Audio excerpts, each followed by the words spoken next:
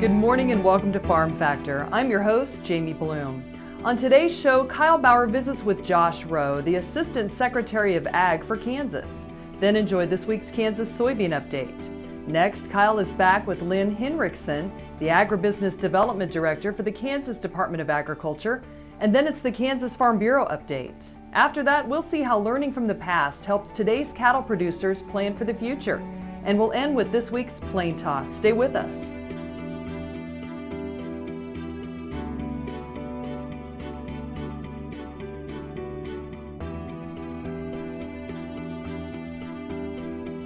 Closed captioning brought to you by Ag Promo Source. Together we grow. Learn more at agpromosource.com. This segment brought to you by Kansas Wheat. Learn more at rediscoverwheat.org. Welcome to Farm Factor. Up first today, Kyle Bauer and Josh Roe discuss the Department of Ag's interest in technology and ag equipment. Hi, this is Kyle Bauer visiting with Josh Roe. Josh is Assistant Secretary of Agriculture for the state of Kansas.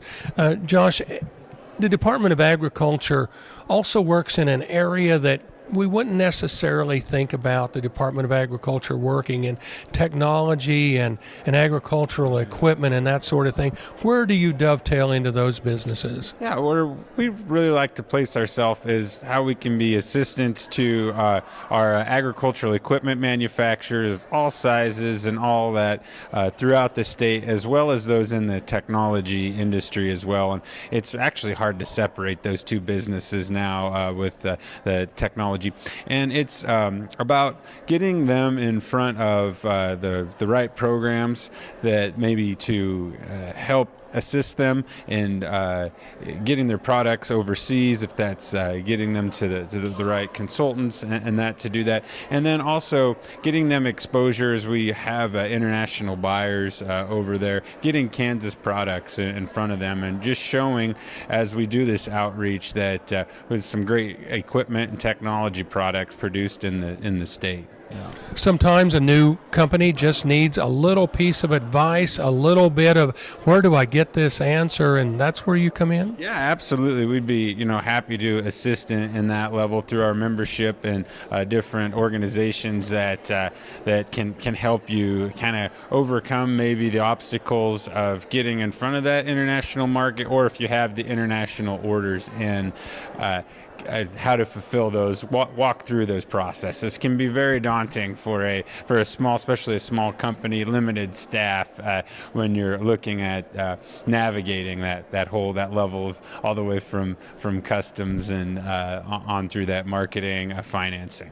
And really, Kansas has had a long heritage of small businesses that became huge businesses. I think of Landau Corporation and Heston and Sunflower and Kraus.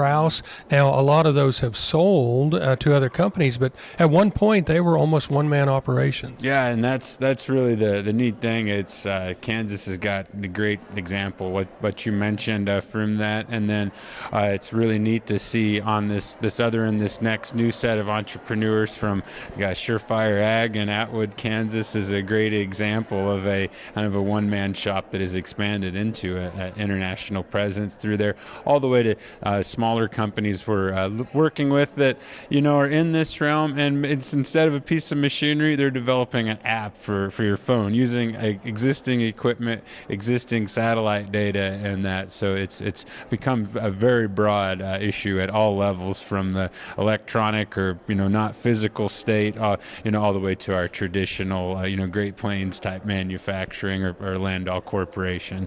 So. We're visiting with Josh Roe. Josh is Assistant Secretary of Agriculture for the state of Kansas. This is Kyle Bauer reporting. Back to you, Jamie. Thanks, Kyle. Folks, come back after these messages for this week's Kansas Soybean update.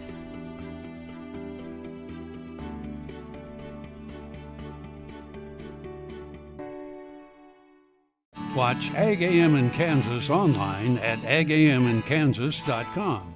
Soil is the life of a farm, and for 25 years, SureCrop Liquid Crop Nutrition has helped growers produce abundant quality crops while preserving and improving the soils they steward. SureCrop offers complete soil and plant analysis with cropping recommendations, delivery direct to your on-farm storage, and quality crop nutrition custom blended for your field. Choose SureCrop for the assurance of excellence for your soil. Call today or visit their website for more information. Valley Vet Supply is devoted to providing information and professional quality products at reasonable prices. Valley Vet Supply. KFRM is one of the largest farm radio stations in the nation, dedicated to informing and entertaining rural listeners from northern Oklahoma to southwestern Nebraska. You can catch KFRM in many ways. Of course, 550 on the AM dial, streaming at kfrm.com, or on your smartphone by going to the TuneIn Radio app, or on Ag AM in Kansas on Tuesdays and Facebook every day of the week.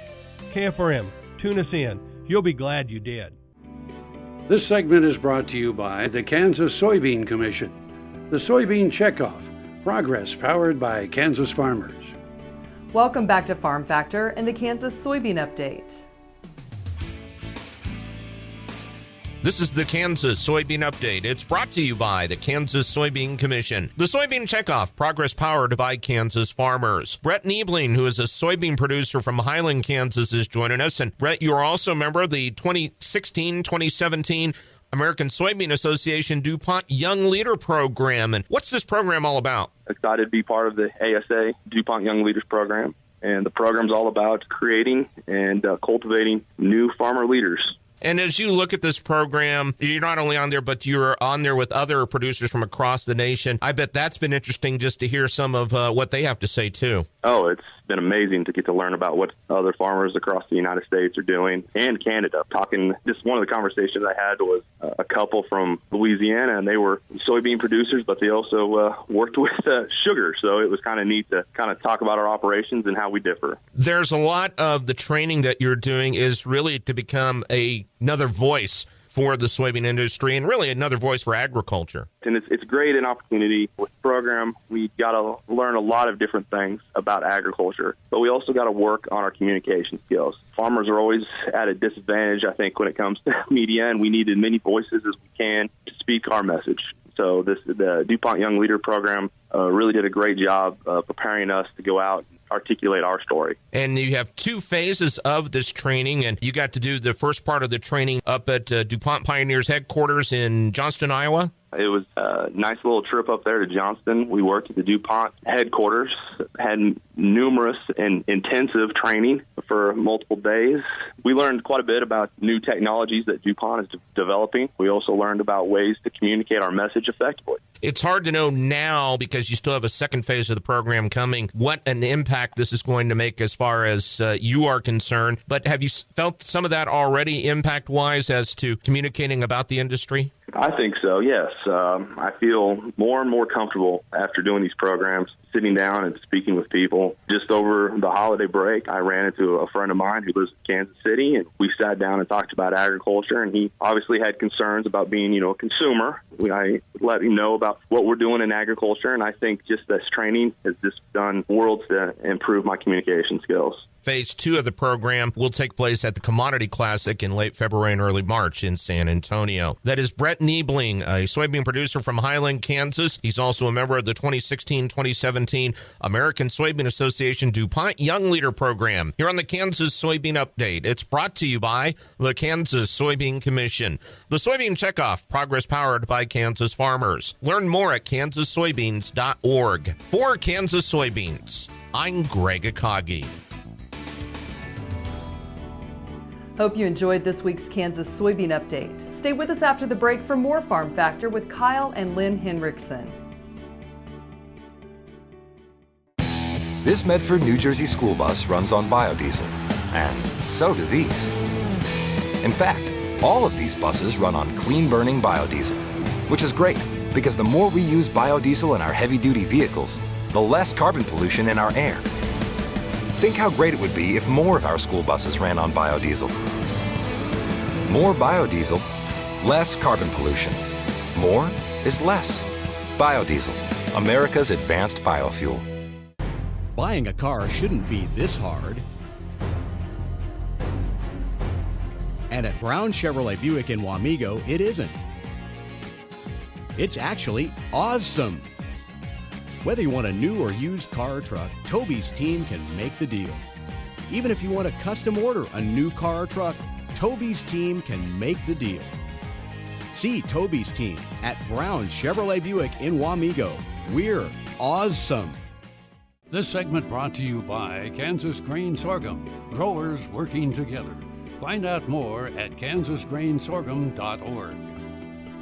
We're back. Now Kyle and Lynne discuss the impact of human and pet food processing in the state. Hi, this is Kyle Bauer. I have the opportunity to visit with Lynne Hinrichsen. She is the Agribusiness Development Director for Kansas Department of Agriculture. Lynne, this morning you were talking about, I will call it food processing and pet food processing. Do you spend most of your time on that? I spend a good deal of my time with that in my job. Obviously, I cover all the different sectors in agriculture for the state, but those two came up because they are growing fields within the state. I guess I don't think a lot of us think of Kansas as the pet food capital of the world. So is it a significant industry? It's a huge industry within the whole nation as well as for the state. As you know, Kansas is part of the Animal Health Corridor, and a lot of the different pet food manufacturers as well as equipment manufacturers are right here in the state of Kansas. And we make equipment to process it as well? Correct. There's several companies that do either parts for the equipment or they actually do the machines and circuit boards that they need to do the extrusion of the different pet food products. When we think about food processing in Kansas, for me, I think about obviously the meat packing plants that we have.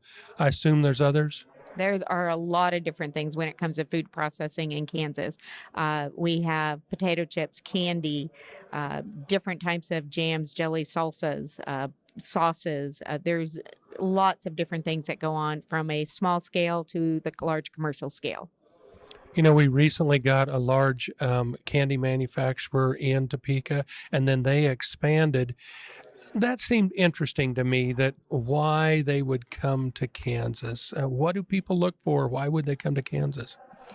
A lot of people or companies come to the state of Kansas because we are business friendly. We have different incentive type packages for them. We also have a growing workforce. We know everyone struggles with workforce when it comes to an expansion project or even just trying to fill the jobs that they currently have in their facility. But because of Kansas, their people and the work ethic that they have, we usually are able to get those people into jobs. I'm surprised when I come through Topeka that I see two different places that they process potatoes. We maybe raise a few potatoes in the state, but we're really not known for that. Why would a potato manufacturer be in Kansas? Again, it's a business-friendly state, and so when they were established here, you know, we have we're right in the center of the country. So freight is at a minimum when we are bringing product in from, or the raw materials in from other states. Our transportation system, whether it be rail or highways or even the different types of places where they ship out for exporting, we have those facilities here. We're visiting with Lynne Hinrichsen. She is with the Kansas Department of Agriculture in their Agribusiness Development Department. This is Kyle Bauer reporting. Back to you, Jamie. Thanks, Kyle. Folks, stay tuned for this week's Kansas Farm Bureau update. Here's another gardening tip with Annette Jackson from Jackson's Greenhouse. Fall is the best time to fertilize cool season lawns such as fescue or bluegrass. Fertilome Lawn Food Plus Iron is the best product available, formulated specifically for the Midwest. It also contains iron and other micronutrients necessary for the greenest lawn in your neighborhood. Bring in a soil sample for a free pH test while you wait. We'll see you at Jackson's. Our entire stock of shrubs, roses, berries, perennials, and trees are now on sale at 25% off. Jackson's Greenhouse has what you need today.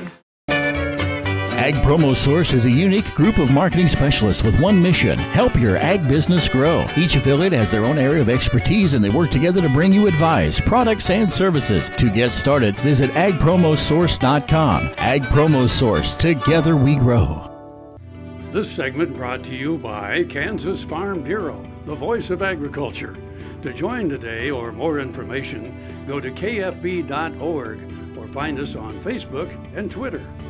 Welcome back to Farm Factor and the Kansas Farm Bureau Update. Farmers and ranchers are expected to see a year similar to last when it comes to the overall farm economy in 2017. However, AFBF Market Intelligence Director John Newton says one big event could change the entire picture. Right now, USDA is projecting more of the same in 2017 as far as commodity prices, but we're a weather event away from higher prices, or we're a trade disruption away from lower commodity prices. So at this point in the year, it's really way too early to tell. He says farmers right now are working on business decisions for the new growing year. Whether you're purchasing your seed, your fertilizer, you're starting to make crop decisions, what you're going to plant this spring. In the Midwest, it's corn, it's soybeans.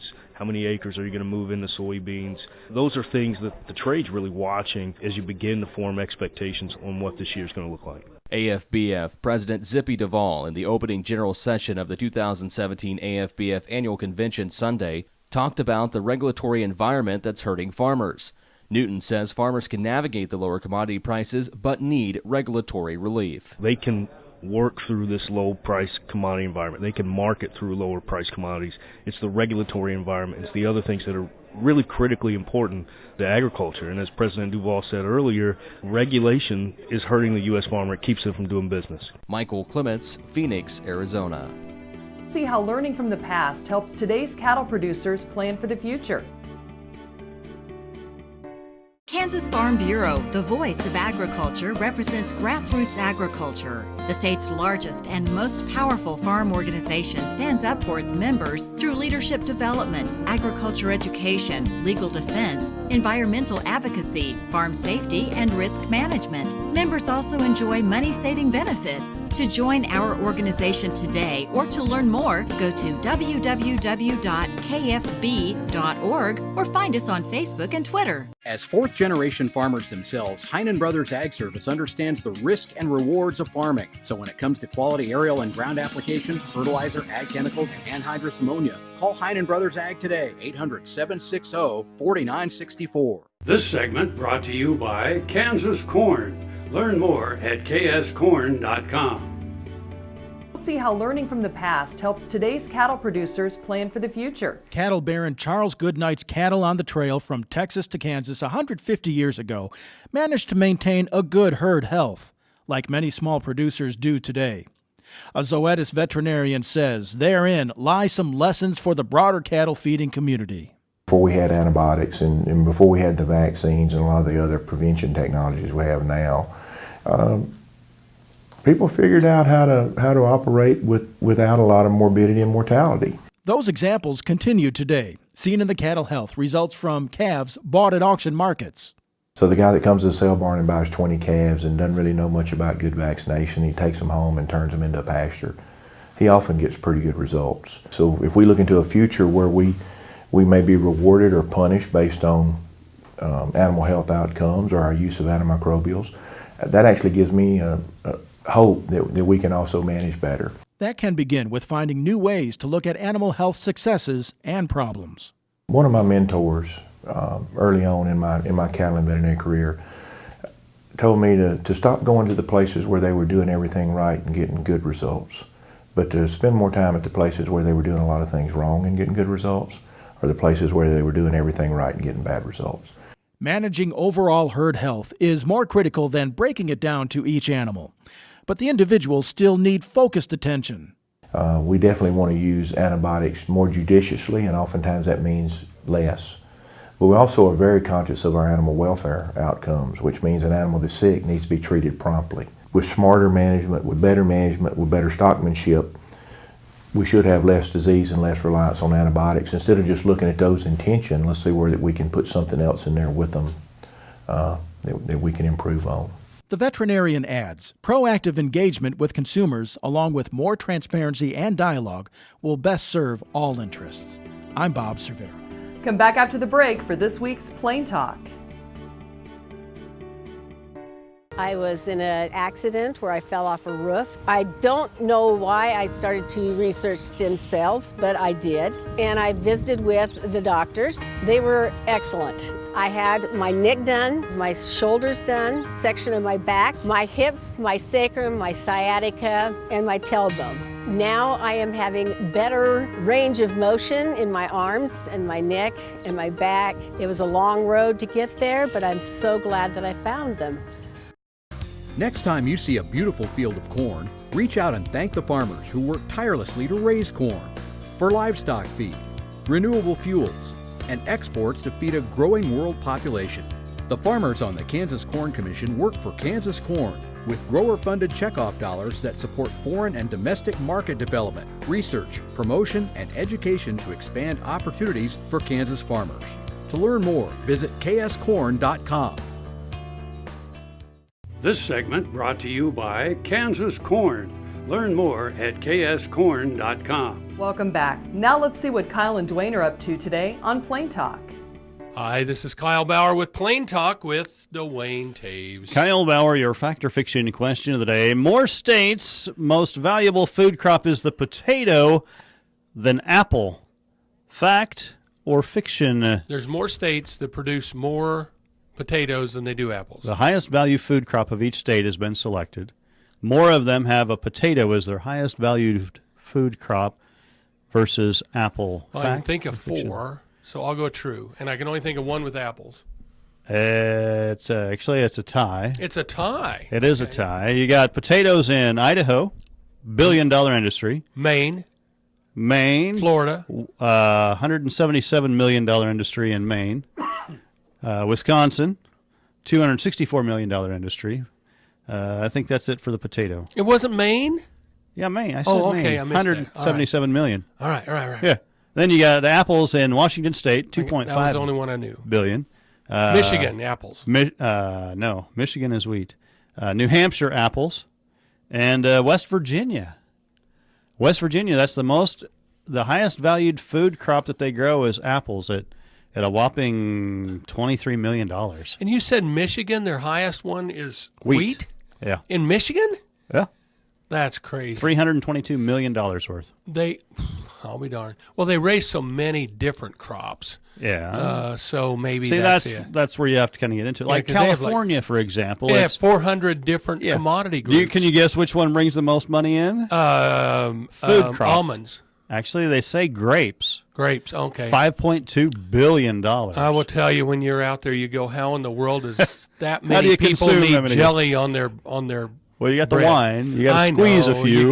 You got to squeeze a few. But still, it's just when you see thousands of acres of grapes, you kind of go, really? How could that be? How could we drink and slather that much on all of that? Yeah. I did not know Wisconsin was a big potato state. I didn't know it. That's not their biggest. That's their biggest? That's their biggest their most lucrative food crop per state. So they must not count dairy. Food crop. No, this would be, it's grains, fruits, vegetables, nuts, and other. Okay. So, but no, it's not their agricultural product. Okay. Because like Texas, for example, would be beef, I would assume, but because they raise $643 million worth of wheat, and it lists wheat. Okay. What's Kansas? Wheat at $2.9 billion. Okay. Interestingly enough, 23 of the 50 states, wheat is their most lucrative food crop. That is interesting. 23 out of 50. Which is why it isn't very valuable, because you can raise it everywhere. Of course, it's not all the same wheat. No. We have 7 different kinds of wheat. Ish. I believe. I think there's 7. Close. Yeah. Yeah. I mean, there's white wheat, there's soft wheat, there's durum wheat, there's hard wheat, there's spring wheat, I wasn't trying to reel them all off. I was going to say, I didn't count fast enough. You're going to make me seasick. Yeah. But it's grown a lot of places. In fact, some places I didn't even realize. Maryland, wheat is their most valued food crop. You're kidding. $114 million worth of wheat in Maryland. And there was another one that I was a little surprised. Well, what's the number Delaware. one? Delaware raises $44 million worth of wheat. Who knew? No kidding. But that's the most dollars of anything. What about New Hampshire? What do they raise? New Hampshire is apples. Okay.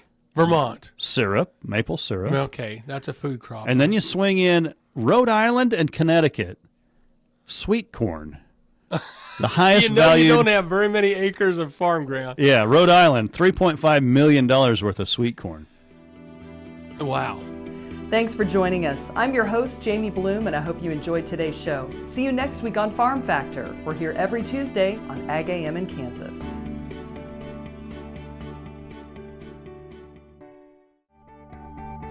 Closed captioning brought to you by Ag Promo Source. Together we grow.